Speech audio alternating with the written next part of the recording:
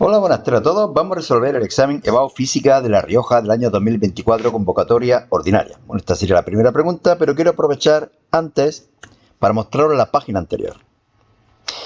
Esta es la página de un blog, selectividadjosecuenca.blogspot.com. En él podéis encontrar en formato PDF todos los exámenes que estamos colgando en el canal. Por ejemplo, yo ahora estoy grabando un vídeo con la resolución de un examen, pero fijaros que en el blog tenemos muchos exámenes.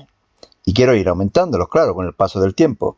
Así que yo creo que es casi más cómodo estudiar en el blog que en el canal. El canal viene bien para ver las explicaciones.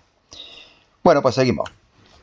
La primera pregunta dice: la Estación Espacial Internacional ISS tiene una masa aproximada de 450.000 kilogramos y da 15,49 vueltas por día alrededor de la Tierra, siguiendo una órbita aproximadamente circular. Bueno, lo primero que tenemos que tratar es de calcular el periodo. Si da 15,49 vueltas en un día, el periodo será de 1 partido 15,49 días. Multiplicamos por 24 para pasar a hora y por 3.600 para pasar a segundo. Este es el periodo, 5.577,8 segundos. Bien, ¿a qué altura por encima de la superficie terrestre se encuentra la ISS? Como siempre hacemos, igualamos la fuerza de atracción gravitatoria con la fuerza centrípeta. Y como siempre digo, no son dos fuerzas que son iguales. Es una fuerza. Es la fuerza de atracción gravitatoria, que hace de fuerza centrípeta. Gravitatoria, centrípeta. Y despejamos la velocidad que tiene el satélite en órbita. Pero esa velocidad es constante, puesto que la órbita es circular y es también, por lo tanto, igual a 2π repartido t. Esto al cuadrado será igual que esto al cuadrado. Y llegamos a esta relación. Esta es muy importante, porque de aquí podemos deducir el valor del periodo, del radio de giro, de la constante G, si me lo pidieran, o de la masa del astro central, del planeta central, en este caso la Tierra. ¿Qué me piden en este caso? La altura. Bueno, pues vamos a calcular R. Lo conozco todo, sustituyo, calculo y obtengo un valor de 6,8 por 10 elevado a 6. Ese es el radio de giro. Si a este radio le quitamos el radio de la Tierra, obtenemos la altura, 422 por 10 elevado a 5 metros, o lo que es lo mismo, 422 kilómetros. ¿Qué energía mecánica tiene la ISS? Bueno, primero vamos a deducir esta ecuación. La energía mecánica es la suma de la energía cinética más potencial, 1 medio de mv cuadrado, más la energía potencial, que es menos gmm partido r. Evidentemente m mayúscula es el planeta y m minúscula es la masa del satélite. 1 medio de m, y ahora v cuadrado es gm partido r, operamos y llegamos hasta esta expresión. Supongo que la conocéis. ¿Que la ponéis directamente? Supongo que lo pondrán bien, pero si tenéis tiempo y acordáis bien de cómo se deduce, mejor. Sustituimos, calculamos y obtenemos un valor de menos 1,32 por 10 elevado a 13 julio. Siempre un valor negativo para la energía mecánica y siempre, evidentemente, una energía, un valor muy alto. Dos esferas iguales A y B, de masa m igual a 10 kilogramos, estas dos, se encuentran fijas entre sí una distancia 2d de 8 metros, es decir, que desde aquí hasta aquí hay 4 y desde aquí hasta aquí 4, según la figura adjunta. Calcular la aceleración que experimentará la masa m igual a 0,1 gramo. 0,1 gramo.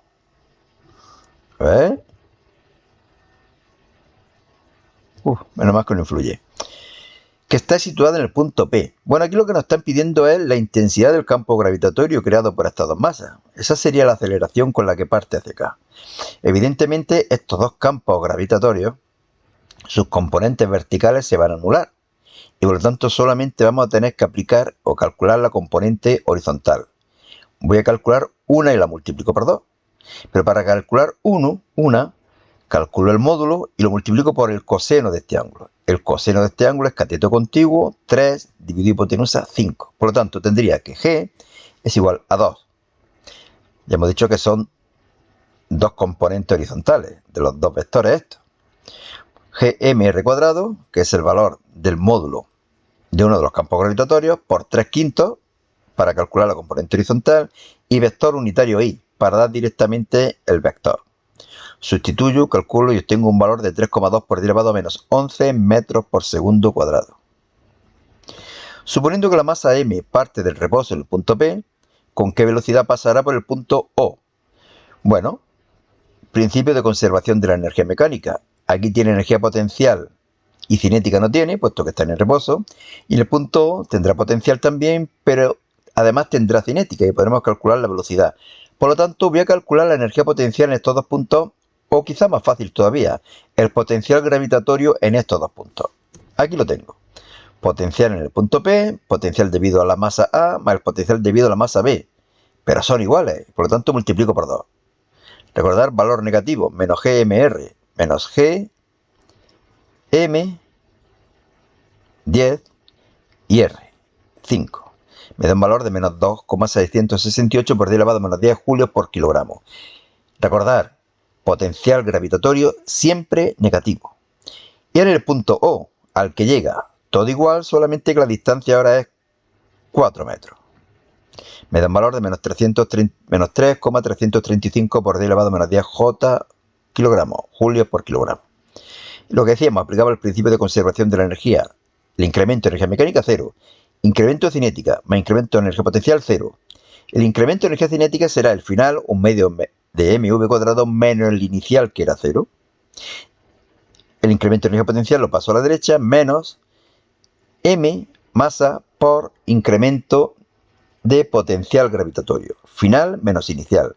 Despejo v. Me queda esto. El signo menos este lo quito cambiando los del paréntesis. Me queda esto de aquí. Sustituyo, calculo y obtengo un valor de 1,15 por 10 elevado a menos 5 metros por segundo. Evidentemente, tiene que dar un valor positivo. Es decir, lo que hay dentro de la raíz no podía ser un número negativo. 3. Problema un poco rarillo. Calcular el campo eléctrico creado en el centro del hexágono regular de la figura, lado del hexágono L igual a 10 centímetros, carga igual a un microculombio, perdón. Fijaros que tenemos aquí 3 cargas positivas que crearán en este punto estos tres campos eléctricos. Recordar que en un punto el campo eléctrico creado por las cargas positivas se aleja de esas cargas.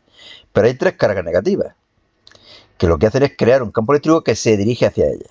Es decir, esta flecha estaría como repetida, esta también y esta también.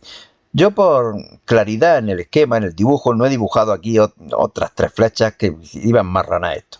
Entonces, ¿qué es lo que digo? Lo digo aquí expresamente y yo voy a hacer lo siguiente. Ahora voy a sumar estos 6 vectores. Este lo multiplico por 2.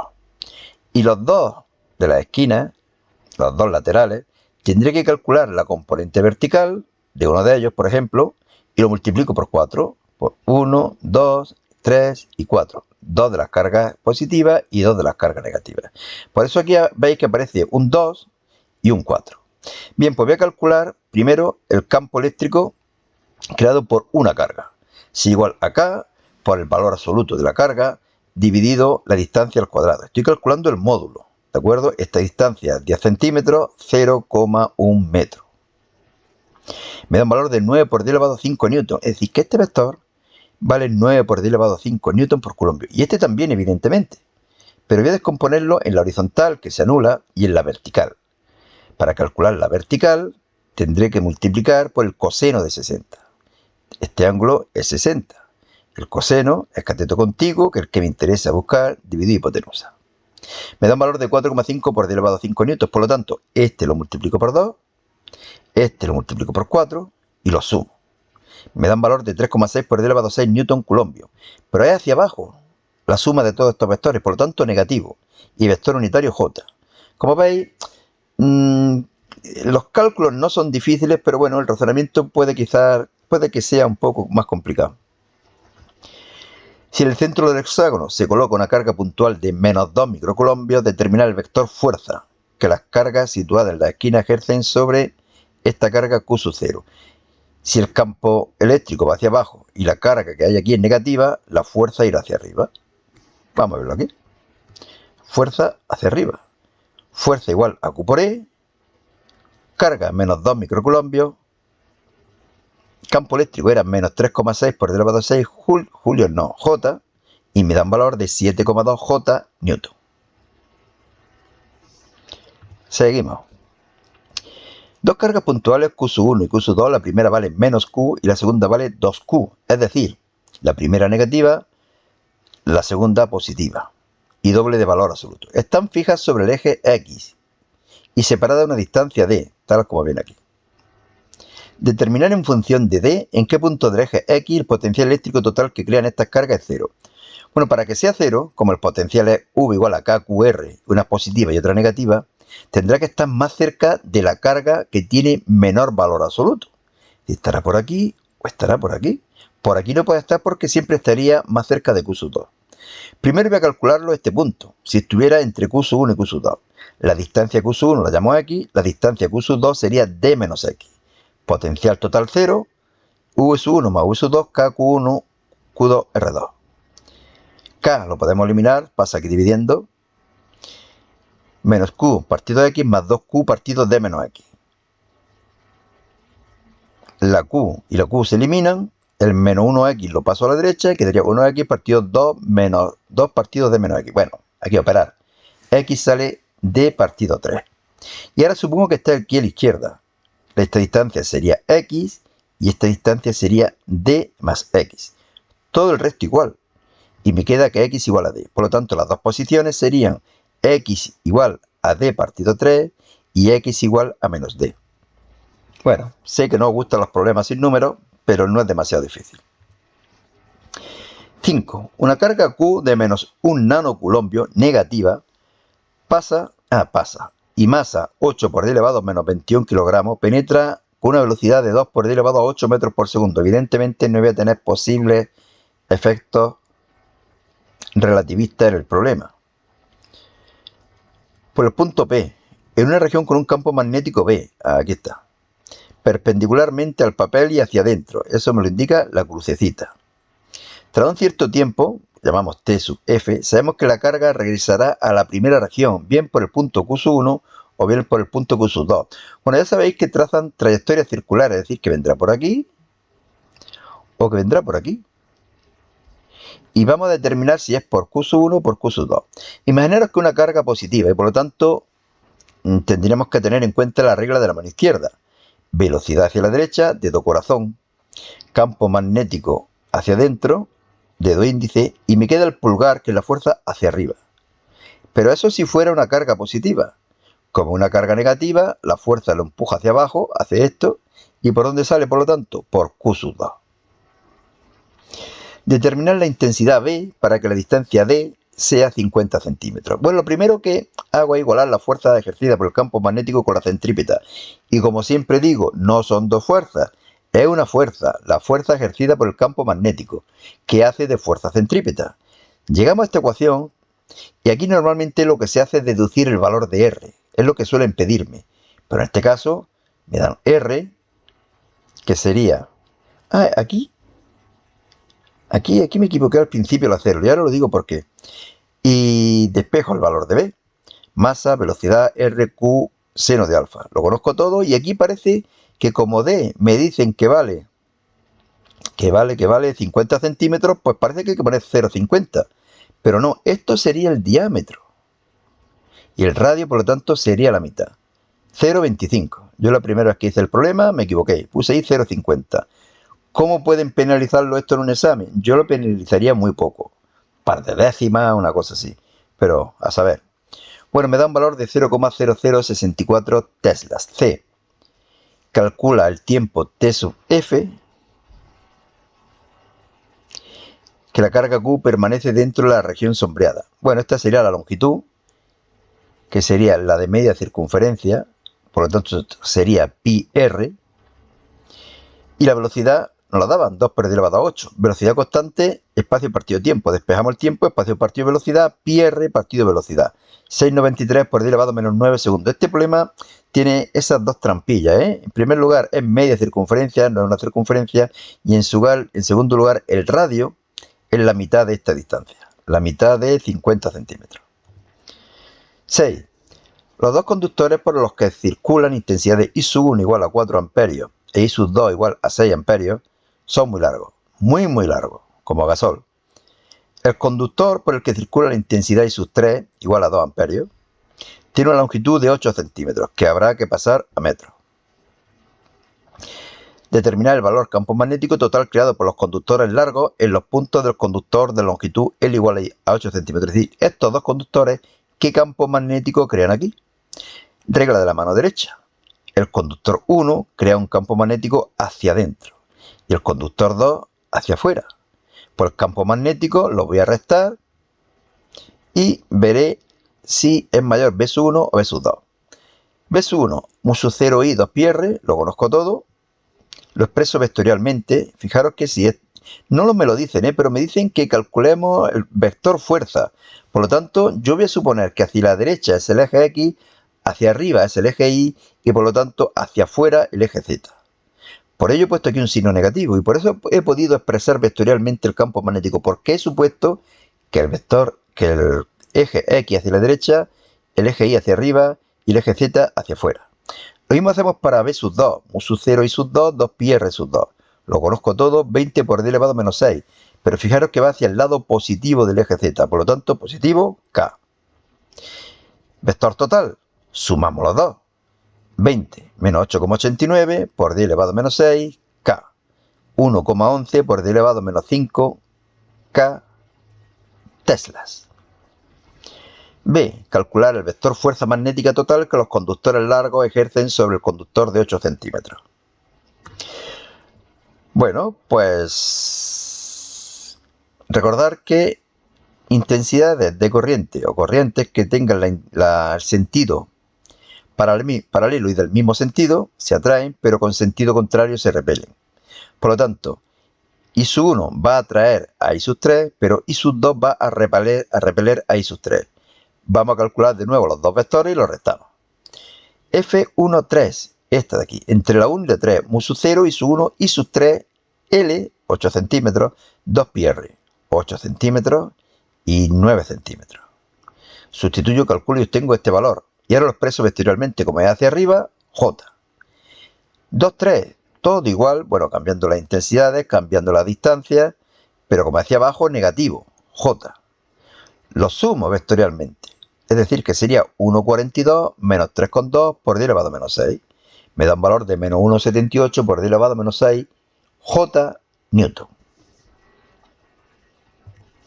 7. Bueno, la verdad es que el examen es larguillo, Ya me parece la mitad. Una onda transversal se propaga en una cuerda situada a lo largo del eje X. La propagación de la onda es en el sentido positivo, aquí lo tenemos, del eje X. Si es positivo, aquí aparece un signo menos. ¿De acuerdo?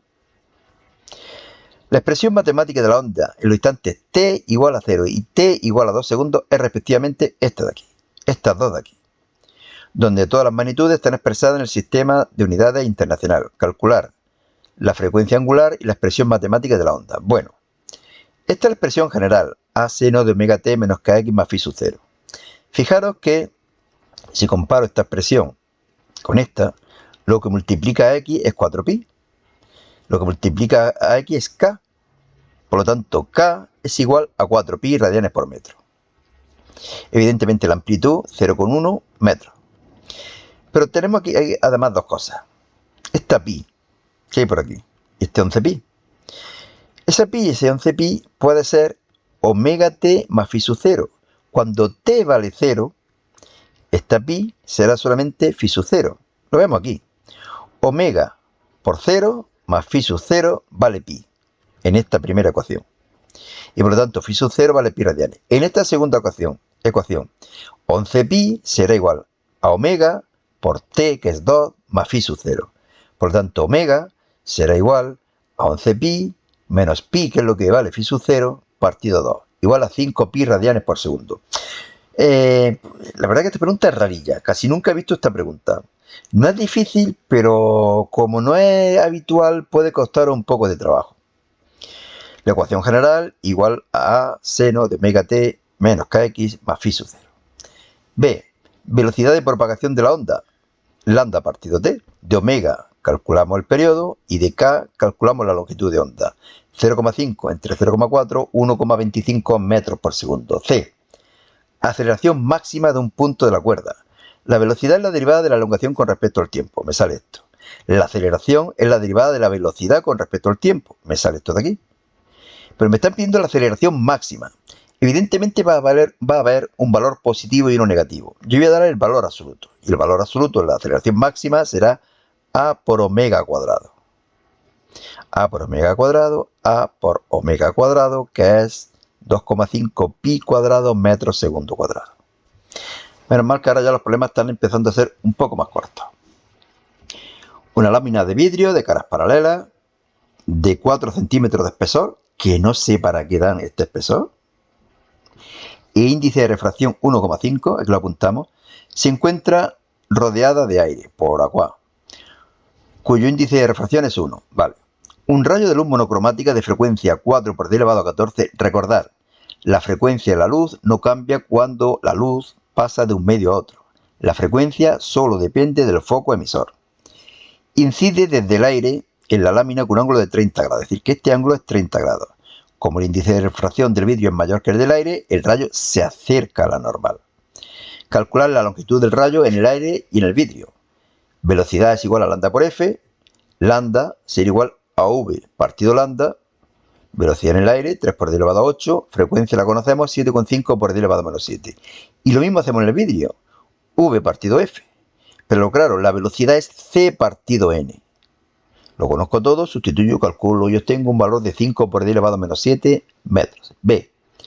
Ángulo de refracción en la lámina de vidrio. Seno de Lee de Snell. Seno de I, que vale 30. Seno de R, que no lo conozco. N sub 2, que vale 1,5. N sub 1, que es 1. Despejo, sustituyo, calculo y obtengo un valor de 19,47. Ya decíamos que tenía que ser menor que 30. 9. Óptica geométrica.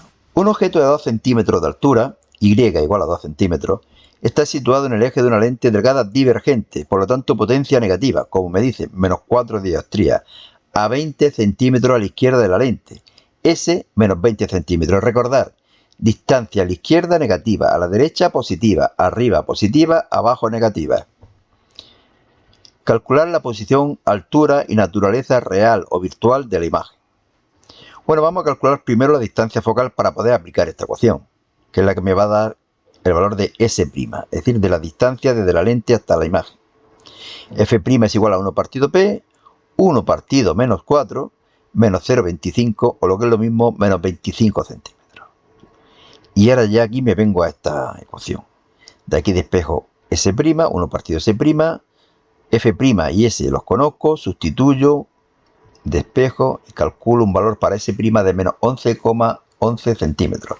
Recordar que en las lentes divergentes la imagen siempre es virtual, menor y derecha, y siempre se encuentra a la izquierda de la lente. Por eso S' siempre es negativo. Tamaño de la imagen, I' partido I, o lo que es lo mismo S' partido S.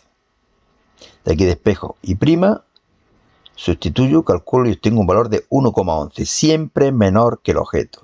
Siempre derecha, siempre virtual. Fijaros que no se cruzan los rayos, que se cruzan las prolongaciones de los rayos. Bien, seguimos, ¿no?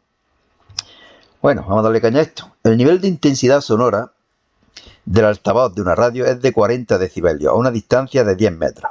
¿Cuál es su nivel de intensidad sonora a 3 metros? Si el altavoz emite uniformemente en todas las direcciones. Bueno, pues vamos a aplicar esta ecuación dos veces. Primero con los datos que conocemos. Como me dan beta, mejor dicho, voy a calcular I a 10 metros. Me da este valor, 10 elevado a menos 8. Y a partir de aquí voy a calcular la potencia. R igual a 10. Y esta potencia no cambia cuando hacemos el segundo experimento. Es decir, cuando nos acercamos a 3 metros. Como esta potencia no cambia, la superficie a 3 metros, de una esfera de 3 metros de radio, puedo calcular I sub 2. Y ya una vez que conozco I sub 2, me vengo aquí a esta ecuación y calculo beta sub 2. 50,45 evidentemente tiene que dar un valor mayor. Antes era 40, ahora estamos más cerca, 50,45. Como veis, bastante fácil. 11. En un colisionador de hadrones se aceleran protones con una energía cinética de 1 por 10 elevado a 9 electronvoltios, que habrá que pasar a Julio.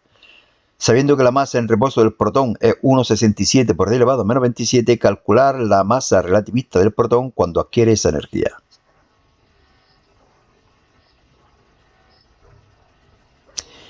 Bueno, me piden esta masa y tengo que saber la energía total, ya que conozco la velocidad de la luz. La energía total es la energía en reposo más la energía cinética. La energía en reposo es m sub 0 c cuadrado y la energía cinética me la dan. Conozco m sub 0, conozco c cuadrado y conozco la energía cinética, que ya digo que tenemos que pasar de electronvoltio a julio, multiplicando por 1,6 por 10 elevado a menos 19. Me da este valor. Y esa energía es igual a mc cuadrado, despejo la masa, y siempre tiene que dar mayor que la masa en reposo. Recordad que la masa en reposo es 1,67 por 10 elevado a menos 27 y ahora me da 3,45 por 10 elevado a menos 27. Y ya podemos calcular el factor de Lorentz. La masa relativista es igual al coeficiente de Lorentz por la masa en reposo. Me da 2,07. Bien, determinar la velocidad con que viajan los protones al alcanzar esa energía cinética. Una vez que conocemos el coeficiente de Lorentz, que es esto de aquí, pues lo único que hay que hacer es despejar v. Es un poco tedioso porque hay que elevar al cuadrado para quitar la raíz, ahora esto para arriba y esto para abajo, ahora esto para la derecha y esto para la izquierda, ahora el c cuadrado para acá multiplicando y luego raíz cuadrada. Y ya que lo tengo así, sustituyo, calculo y obtengo un valor de 0,88c, o lo que es lo mismo 2,64 por 10 elevado a 8 metros segundo. Evidentemente también tenemos una pista del valor que tenía que salir.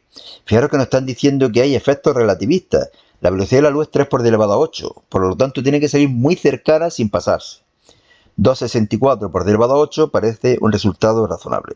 Y último ejercicio, facilísimo. Creo, si no me he liado. El cátodo de una célula fotoeléctrica se ilumina con esta radiación, de 228 nanómetros. Bajo esa radiación, los electrones son emitidos por la célula con una velocidad no relativista de 8,5 por 10 elevado a 5 metros por segundo. Determinar el trabajo de extracción.